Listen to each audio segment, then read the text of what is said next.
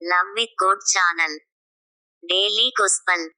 Mark நற்செய்தியிலிருந்து வாசகம். அதிகாரம் 16, இறைவார்த்தைகள் 15 முதல் 20 வரை.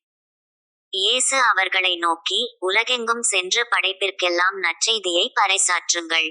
நம்பிக்கை கொண்டு திருமுழுக்கு பெறுவோர் மீட்பு பெறுவர், நம்பிக்கையற்றவரோ தண்டனை தீர்ப்பு பெறுவர்.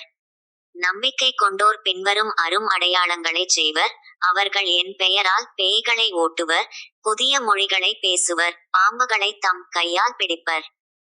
கொல்லும் நஞ்சை குடித்தாலும் அது அவர்களுக்கு தீங்கு இழைக்காது. அவர்கள் உடல் நலமற்றோர் மீது கைகளை வைக்க அவர்கள் குணமடைவர் என்று கூறினார்.